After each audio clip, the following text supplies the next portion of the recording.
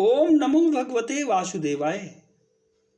महाभारत की कथाओं में प्रसंग है भगवान श्री कृष्ण की अग्र पूजा। वैशंपायन जी कहते हैं, जन्मेजय यज्ञ के अंत में अभिषेक के दिन सत्कार के योग्य महर्षि और ब्राह्मणों ने यज्ञशाला की अंतर्वेदी में प्रवेश किया। नारद आदि महात्मा राजर्षियों के साथ बड़े ही शोभायमान हो रहे थे। वह अंतर्वेदी ऐसी जान पड़ती मानो ताराओं से भरा आकाश ही हो। उस समय वहां न कोई शूद्र था और न तो दीक्षाहीन द्विज ही। धर्मराज की राज्य लक्ष्मी और यज्ञ विधि देखकर देवर्षि नारद को बड़ी प्रसन्नता हुई। क्षत्रियों का समूह देखकर उन्हें पहले की वह घटना याद आ गई जो भगवान के अवतार के संबंध में ब्रह्मलोक में हुई थी। उन्हें राजाओं का समागम ऐसा जान पड़ने लगा कि इन रूपों में देवता ही इकट्ठे हुए हैं। अब उन्होंने मन ही मन कमल नयन भगवान श्री कृष्ण का स्मरण किया। देवर्षि नारद सोचने लगे, धन्य है सर्वव्यापक असुर विनाशक अंतर्यामी भगवान नारायण ने अपनी प्रतिज्ञा पूर्ण करने के लिए क्षत्रियों में अवतार ग्रहण किया है। जिन्होंने पहले देवताओं को यह आज्ञा दी थी कि तुम लोग पृथ्वी में अवतार लेकर संहार कार्य पूरा करो और फिर अपने लोकों में आ जाओ, वही कल्याणकारी जगन्नाथ भगवान श्री कृष्ण यदुवंश में अवतीर्ण हुए हैं।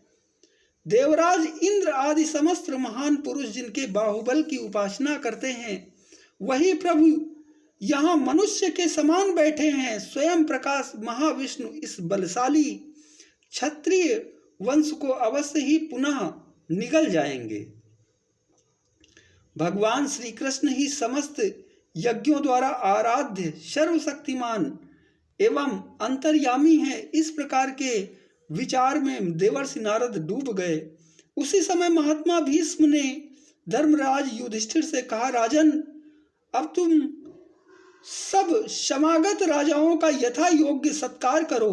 आचार्य, ऋत्विज, संबंधी, स्नातक, राजा और प्रिय व्यक्ति को यदि ये एक वर्ष में अपने यहाँ आवें तो विशेष पूजा अर्घदान करना चाहिए।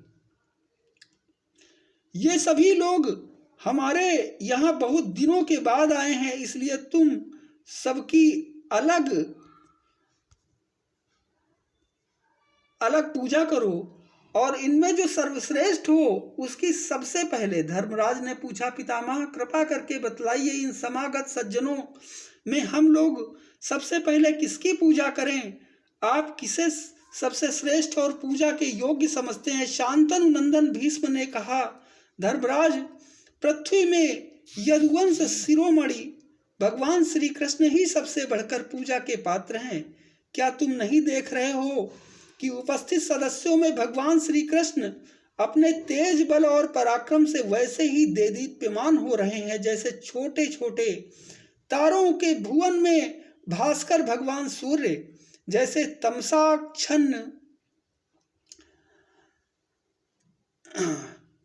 तमसाच्छत्र स्थान सूर्य के शुभागमन से और वायुहीन स्थान वायु के संचार से जीवन ज्योति से जगमगा उठता है, वैसे ही भगवान श्री कृष्ण के द्वारा हमारी सभा आह्लादित और प्रकाशित हो रही है।